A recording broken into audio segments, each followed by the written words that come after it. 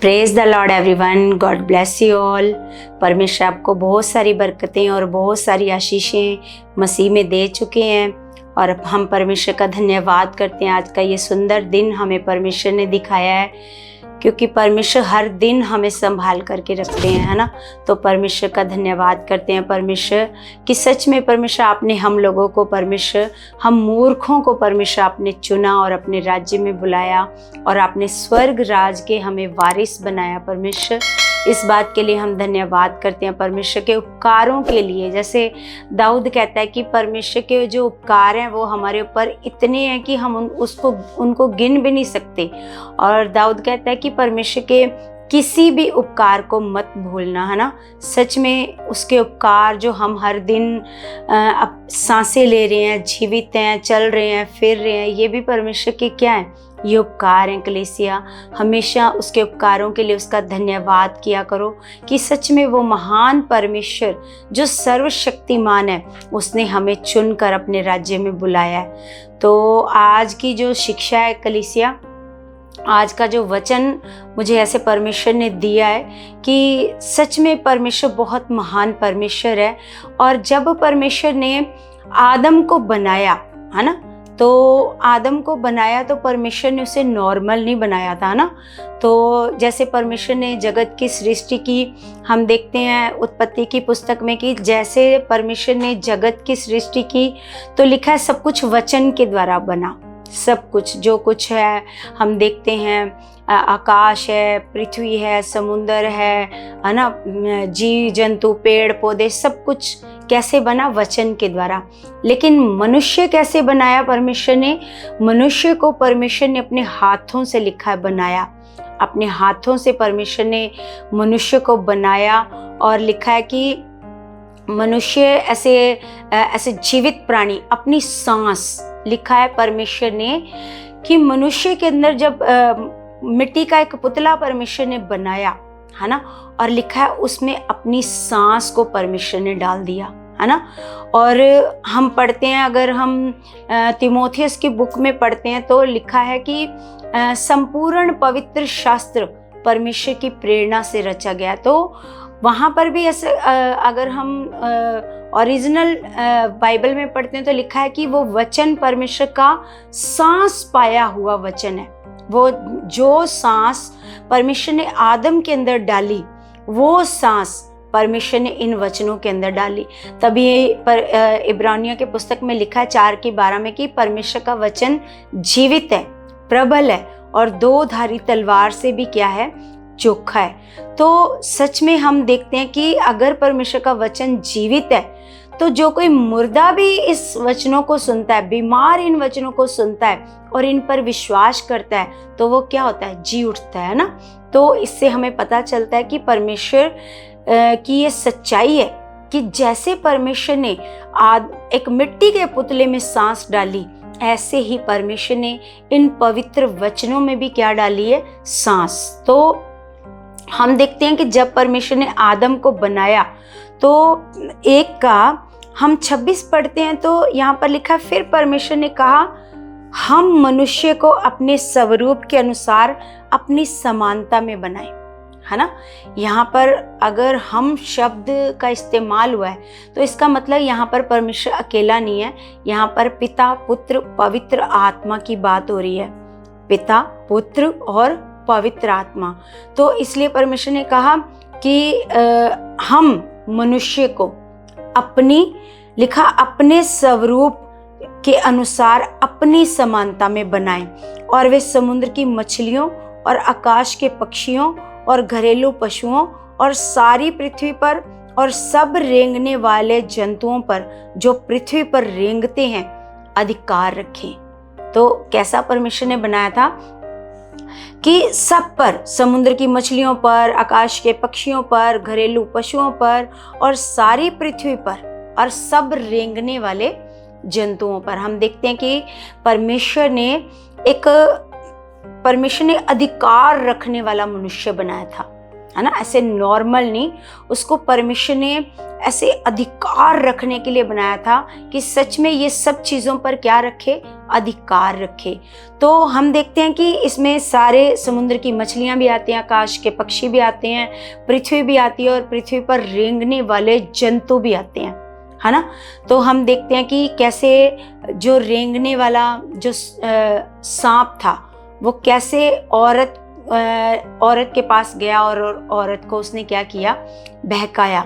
लेकिन वो अपने अधिकार को उस समय क्या हो गए, भूल गए, है ना। जब वो अपने अधिकार को, जो हवा थी अपने अधिकार को भूल गई, तो फिर वो मतलब उसका कंट्रोल उस पर, जबकि अधिकार किसके पास था, आदम और हवा के पास अधिकार था, है ना। और जबकि अधिकार उन पर किसने कर लिया, है ना, रेंगने वाले जंतु ने, जब वो शैतान सांप बनकर उसके पास गया, है ना। तो हम देखते हैं कि फिर जब उन्होंने पाप किया तो ये जो अधिकार वाला मनुष्य परमेश्वर ने बनाया था, फिर उसके बाद क्या आ गया, फिर वो एक नॉर्मल इंसान बन गया, नॉर्मल, है ना, दुखों को भोगने वाला, मतलब सब कुछ ऐसे उसके जीवन में, फिर वो अधिकार उसके जीवन से क्या हो गया, वो खत्म हो गया। जो अधिकार परमेश्वर ने उसको दिया था वो अधिकार क्या हो गया, खत्म हो गया, है ना। तो हम देखते हैं कि उस अधिकार के द्वारा मनुष्य क्या क्या कर सकता था, सब कुछ कर सकता था। कोई भी मनुष्य के ऊपर कंट्रोल नहीं कर सकता था, कोई भी मनुष्य को दबा नहीं सकता था, कोई दुख मनुष्य के जीवन में नहीं आ सकता था, कोई मृत्यु, कोई बीमारी, कोई तकलीफ, कोई हालात मनुष्य के जीवन में नहीं आ सकते थे। लेकिन आदम और हवा के पाप के कारण ये अधिकार मतलब मनुष्य पर से क्या हो गया, मनुष्य पर से, आदम और हवा के कारण जो उनकी आगे संतानें भी पैदा हुई उन पर से भी क्या हो गया, वो अधिकार ऐसे छिन गया। लेकिन जब हमारे प्रभु यीशु मसीह इस पृथ्वी पर आए, है ना, जब प्रभु यीशु मसीह ने अपनी कुर्बानी दी, जब यीशु मसीह क्रूस पर चढ़े हमारे लिए, हम सबके लिए, पूरे जगत के लिए, क्योंकि हम जानते हैं कि हमारे प्रभु यीशु मसीह केवल एक कौम और जाति के लिए नहीं क्रूस पर चढ़े, वो पूरे जगत के लिए प्रभु यीशु मसीह क्रूस पर चढ़ाए गए। उन्होंने मार खाई, कोड़े खाए, कांटों का ताज पहना, अपने हाथों और पैरों में प्रभु यीशु मसीह ने कील ठुकाई और अपना पवित्र लहू हम सब के लिए, पूरे जगत के लिए प्रभु ने बहाया, ताकि जगत उसके द्वारा क्या ठहरे, धर्मी ठहरे, है ना। तो हम एक वचन पढ़ते हैं कलीसिया यूहन्ना की पुस्तक में, यूहन्ना की पुस्तक 1 अध्याय 1 का हम 12 निकालते हैं। तो यहां पर लिखा है कि परंतु जितनों ने उसे ग्रहण किया उसने उन्हें परमेश्वर की संतान होने का अधिकार दिया। तो हम देखते हैं कि जितनों ने प्रभु यीशु मसीह को क्या किया, ग्रहण किया, है ना, प्रभु यीशु मसीह को ग्रहण किया और प्रभु को अपना उद्धारकर्ता माना और प्रभु को अपना मुक्तिदाता माना। तो जिन्होंने लिखा है, जितनों ने उसे ग्रहण किया उसने उन्हें परमेश्वर की संतान होने का अधिकार दिया। तो हम देखते हैं कि प्रभु यीशु मसीह के द्वारा वो अधिकार हमें दोबारा से मिलता है। हम दोबारा से जो प्रभु पर विश्वास करते हैं, है ना, जैसे लूका की पुस्तक में लिखा है, प्रभु यीशु मसीह ने कहा है कि मैंने तुम्हें सांपों और बिच्छुओं को, ऐसे हम इस वचन को पढ़ते हैं फिर उस वचन में भी जाते हैं। तो पहले यहाँ पर लिखा है कि अर्थात उन्हें जो उसके नाम पर विश्वास रखते हैं, वे ना तो लहू से, न शरीर की इच्छा से, न मनुष्य की इच्छा से, परंतु परमेश्वर से उत्पन्न हुए, है ना। तो हम यहाँ पर देखते हैं कि वो अधिकार किनके पास आएगा, वो अधिकार उनके पास आएगा जो आदम और हवा ने अधिकार खो दिया था, है ना। वो अधिकार किनके पास आएगा, जो प्रभु यीशु मसीह को अपना मुक्तिदाता, अपना प्रभु करके ग्रहण करेंगे, उनके पास फिर से परमेश्वर की संतान होने का क्या होएगा, अधिकार होएगा। तो हम लूका की पुस्तक में देखते हैं कलीसिया, लूका 10 अध्याय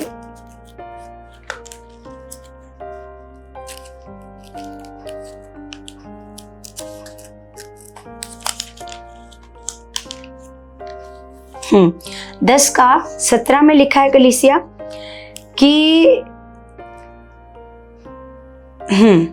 17 में लिखा है, वे 70 आनंद करते हुए लौटे और कहने लगे, जो प्रभु यीशु मसीह ने 70 चेलों को भेजा था परमेश्वर के कामों को करने के लिए कि जाओ दुष्ट आत्माओं निकालो, बीमारों को चंगा करो, ऐसे करके जब भेजा तो लिखा है वे 70 जब वो प्रभु के पास आए तो कैसे आए? आनंद करते हुए प्रभु के पास लौटे और कहने लगे, हे प्रभु तेरे नाम से दुष्ट आत्मा भी हमारे वश में है।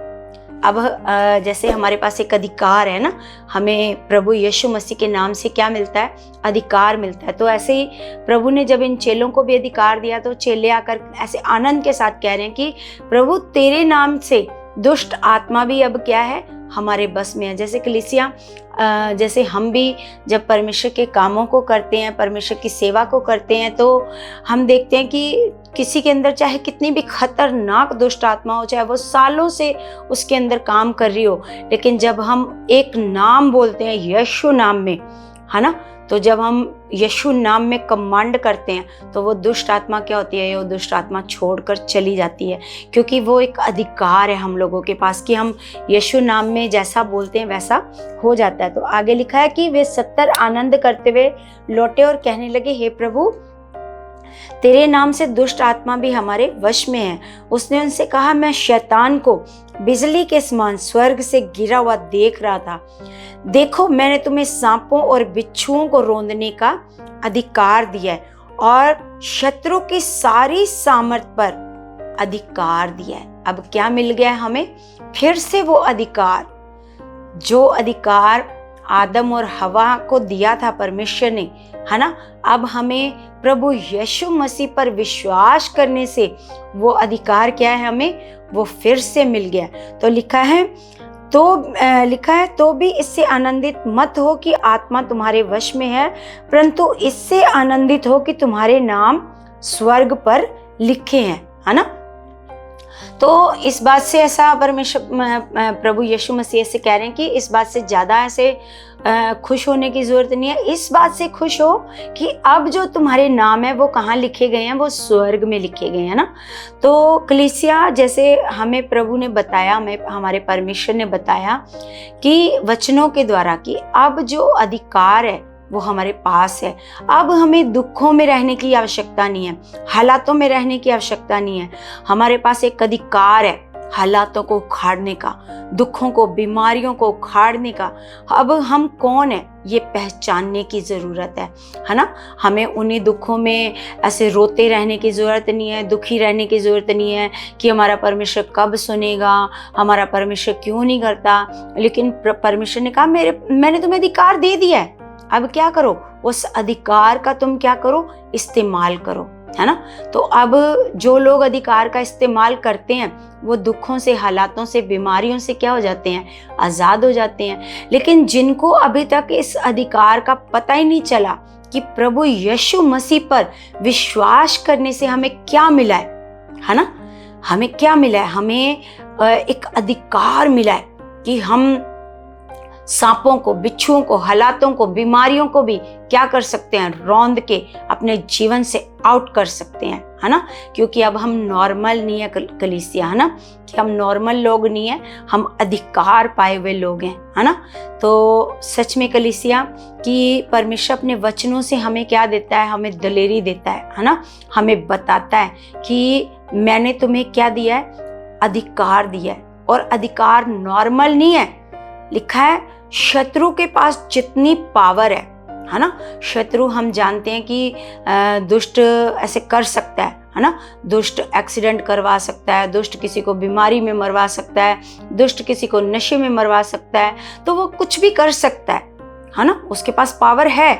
तो इसलिए क्योंकि वो जब परमेश्वर ने इसको पावर दी थी तब ये शैतान नहीं था, है ना, तब ये स्वर्गदूत था जब परमेश्वर ने इसको पावर दी।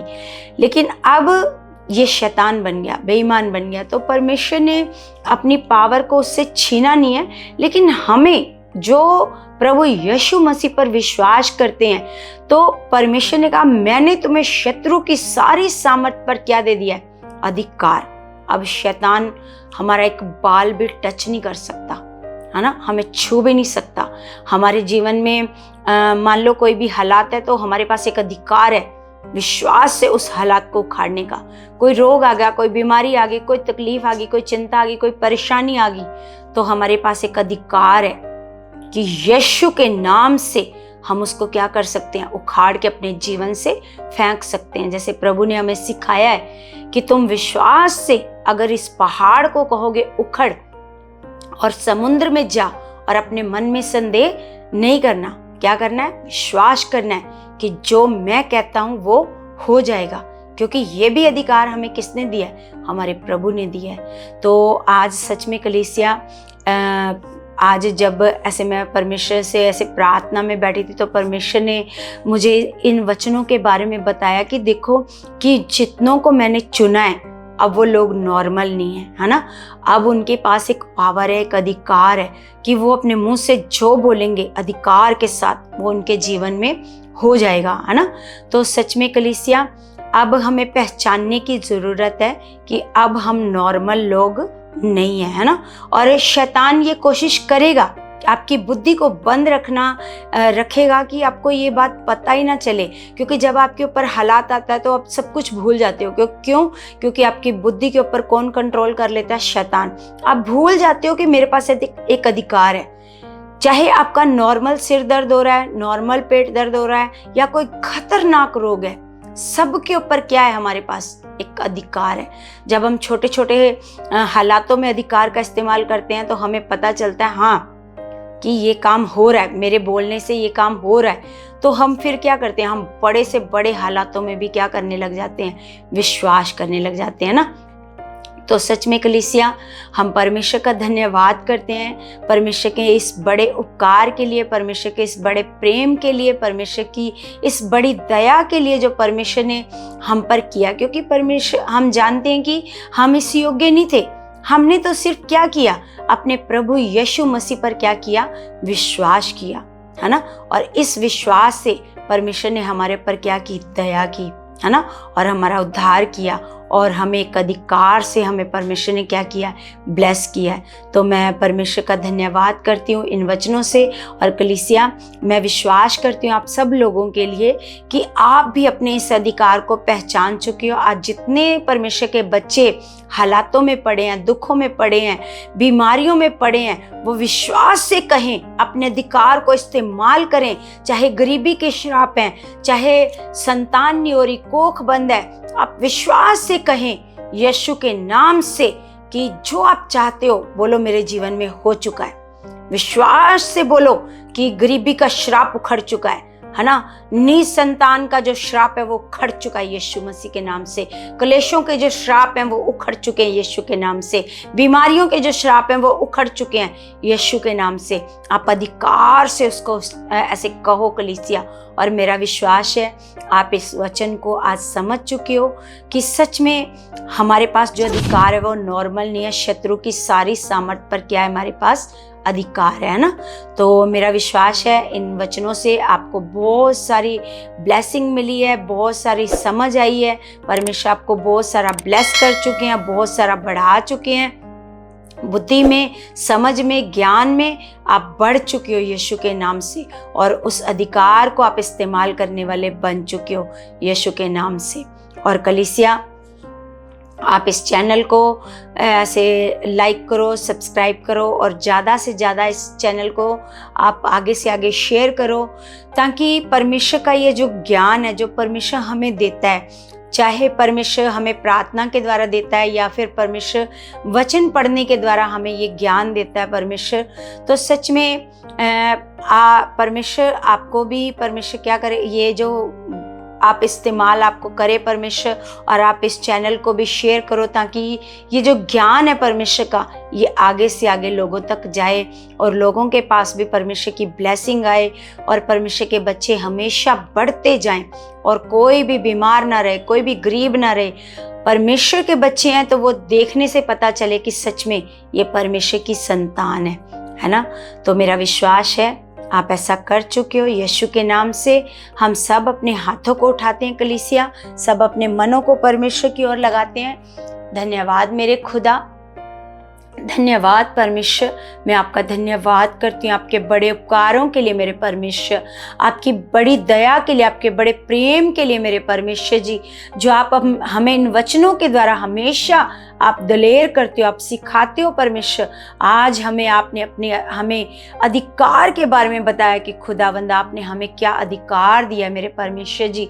सच में मेरे खुदावंद, जितने लोग परमेश्वर दुखों में पड़े हैं, हालातों में पड़े हैं, बीमारियों में पड़े हैं परमेश्वर जी, जिनके घरों में गरीबी के श्राप काम कर रहे हैं, जिनके बच्चे आज्ञाकार नहीं है मेरे परमेश्वर जी, जादू टोने का आत्मा जिन पर काम कर रहा है खुदावंद मेरे परमेश्वर, उन सारे बच्चों के लिए मैं प्रार्थना करती हूँ और अधिकार से मैं उस गंदी दुष्ट आत्मा को कमांड करती हूँ। इसी वक्त यीशु नासरी के नाम से उखड़ इनके जीवनों से गंदी आत्मा, गरीबी की आत्मा, क्लेश की आत्मा, बीमारी की आत्मा, इसी वक्त उखड़ जा।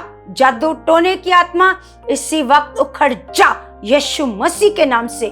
चल, तेरा परमेश्वर के बच्चों पर कोई अधिकार नहीं है, परमेश्वर के बच्चों पर कोई अधिकार नहीं है। इसी वक्त आउट हो इनके जीवनों से। इसी वक्त खुदा के बच्चे आजाद हो चुके हैं, ये फ्री हो चुके हैं, ये बहुत सारा ब्लेस हो चुके हैं, ये अपने अधिकार को इस्तेमाल करने वाले बन चुके हैं यीशु मसीह के नाम से। आमीन, आमीन। सबको जय मसीह की।